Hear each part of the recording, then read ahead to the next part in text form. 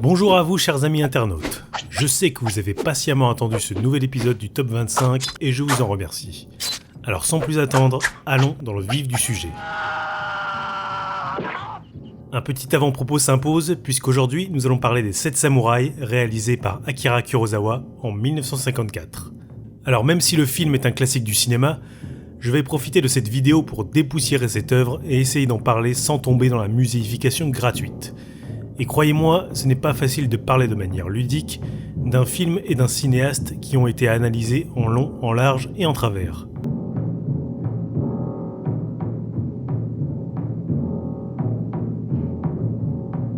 Nous sommes en 1586, à l'époque Sengoku, dans un Japon ravagé par les guerres civiles. Des bandits s'apprêtent à attaquer un village dès lors que ces derniers auront terminé leur récolte. Un des paysans surprend leur conversation et court à avertir les autres. Le vieux sage du village conseille aux paysans d'aller recruter des samouraïs affamés pour assurer leur défense.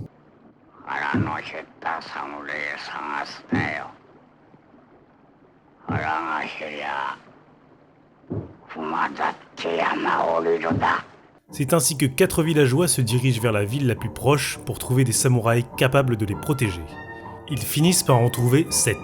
Kambei, le leader, Katsushiro, la jeune recrue, Kikuchiyo, le soi-disant ronin, puis vient ensuite Gorobei, Shichiroji, Heihachi et enfin Kyuzo. Les voilà engagés à défendre le village où ils devront faire face à la ruse des bandits et à la crainte des villageois. Certains tomberont amoureux et d'autres mourront durant ce périple. La vraie guerre quoi. Comme vous pouvez le constater avec ce bref résumé, Les 7 samouraïs est un film qui mélange des genres divers. Du film historique et épique qui se mêle à des histoires d'amitié et un récit d'apprentissage. Du film de guerre et d'aventure qui croise le drame social et une petite histoire d'amour. Le tout avec des touches de comédie et de tragédie et vous avez un film qui représente la synthèse des ambitions de son créateur, Akira Kurosawa. Si vous voulez un résumé beaucoup plus détaillé du cinéaste, je vous conseille d'aller sur la chaîne de studio Korewen, qui passe en revue les origines de Kurosawa jusqu'à son tournage sur les 7 samouraïs. Du très beau travail. En gros, c'est quoi Akira Kurosawa ? Descendant d'une lignée de samouraïs et fils d'un père travaillant pour l'armée impériale, Kurosawa va très vite montrer de l'intérêt pour le cinéma, en particulier les westerns. En termes d'influence cinématographique, on trouvera pas mal de réalisateurs européens comme Fritz Lang, Robert Wiene ou Murnau. Et bien évidemment des cinéastes américains populaires comme Charlie Chaplin, John Ford, Cecil B. DeMille.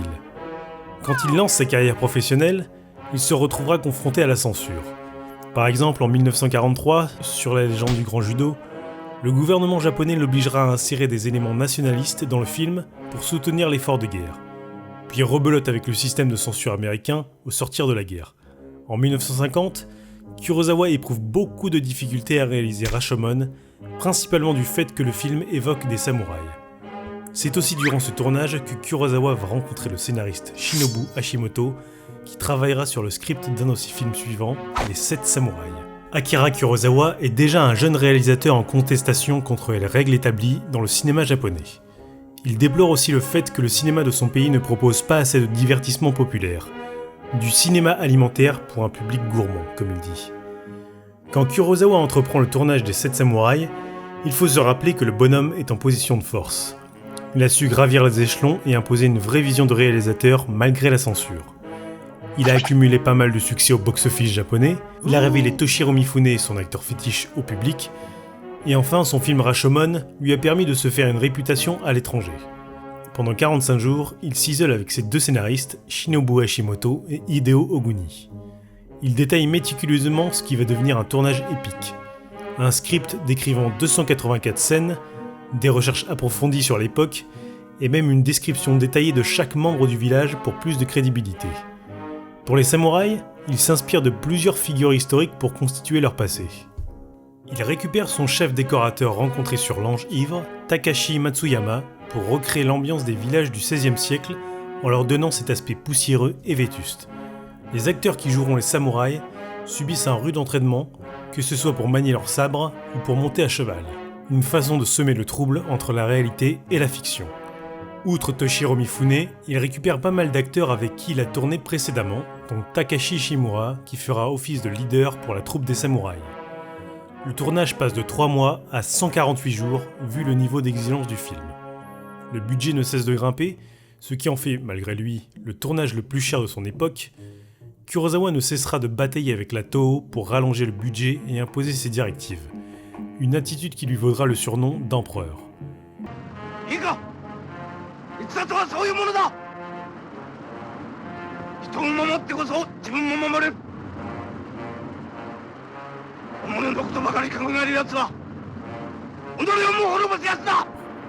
Il faut dire qu'avec plusieurs caméras captant une action simultanée, ce qui augmente le budget pellicule, des costumes et des décors d'époque à reconstituer, des camions-citernes qui doivent créer une pluie artificielle rendant les terrains impraticables, ajouter à cela une multitude de figurants à gérer et des conditions climatiques pas toujours propices, ou encore un Toshiro Mifune tellement stressé qu'il menacera Kurosawa avec un flingue, et vous avez un des tournages les plus éprouvants jamais réalisés.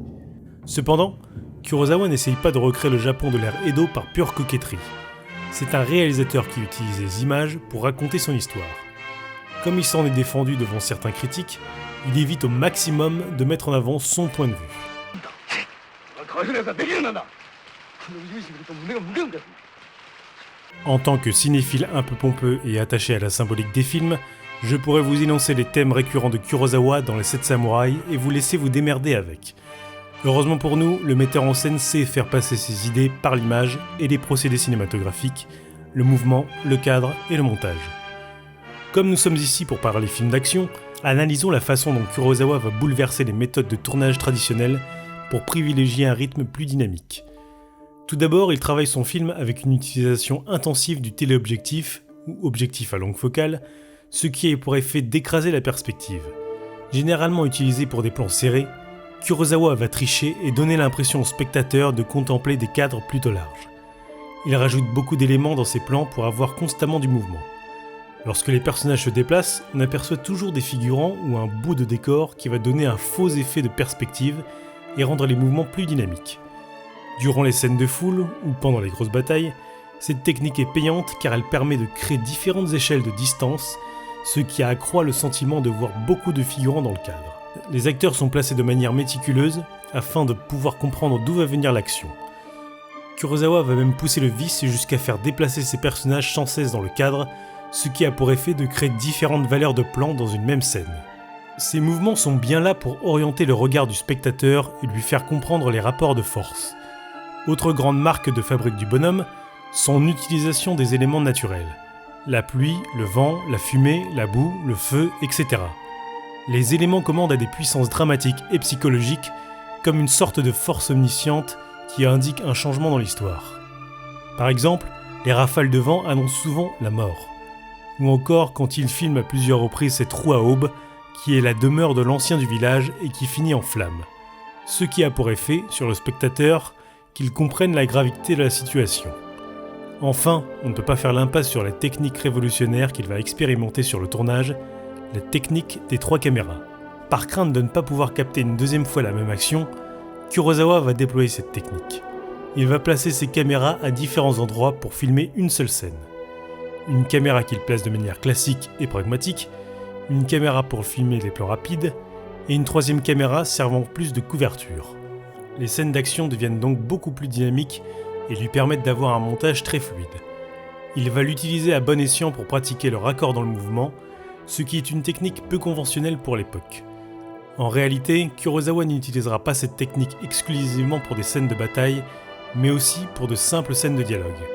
Il voulait libérer au maximum l'acteur qui aura tendance à avoir conscience de la caméra. Ainsi, sa prestation sera plus spontanée. Et puis, quand vous avez un Toshiro Mifune qui s'excite dans tous les sens, c'est toujours bon d'avoir 3 caméras pour ne rien louper.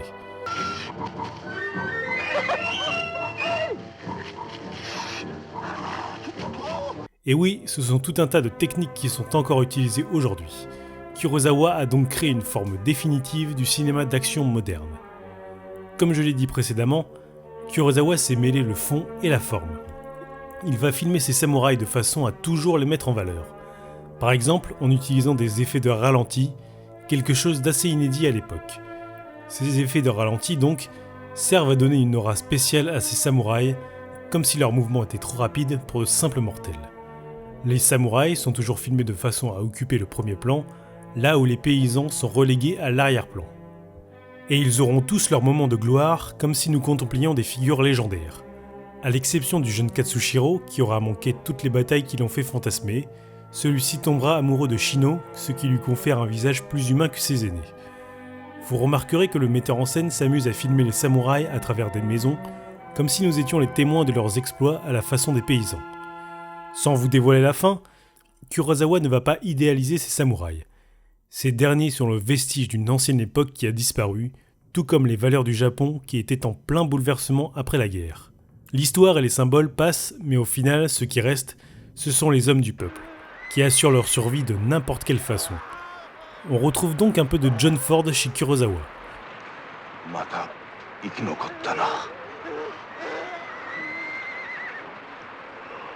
C'est une chose que la plupart des critiques n'avaient pas notée à l'époque, qui avaient trouvé Kurosawa plutôt condescendant envers les paysans.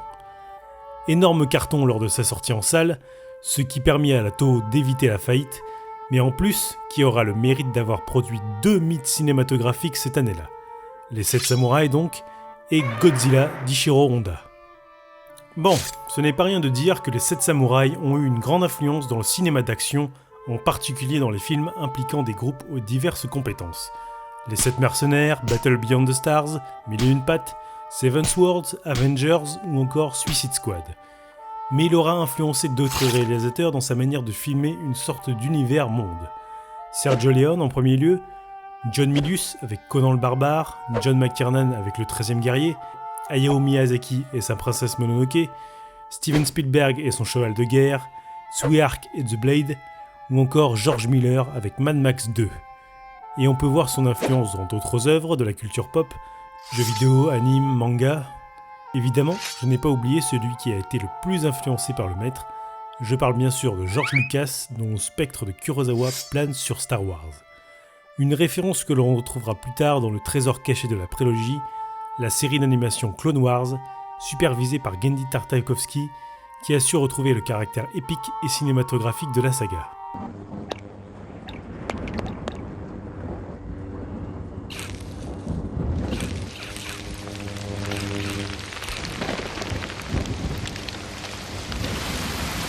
Lors d'une interview du réalisateur Bernardo Bertolucci en 2013, celui-ci affirmait que si Kurosawa avait été encore en vie, il aurait certainement fait ses films suivants en 3D. Ce qui est pour moi totalement juste, puisque des réalisateurs de sa trempe ont toujours eu à cœur de repousser les limites de leur médium. En cela, le travail de Robert Zemeckis sur le cinéma virtuel s'inscrit dans la lignée des expérimentations de Kurosawa. Libérer au maximum l'acteur de la caméra et construire le film autour de sa performance. Et c'est amusant de voir que le travail de l'un est acclamé, alors que celui de l'autre est totalement ignoré, alors que la motivation d'innover est la même. Ce sera tout pour cet épisode, j'espère vous avoir donné envie de revoir cette étape du film d'action ou de vous replonger dans la filmographie d'Akira Kurosawa. Je vous laisse à vos films et je vous dis au prochain numéro.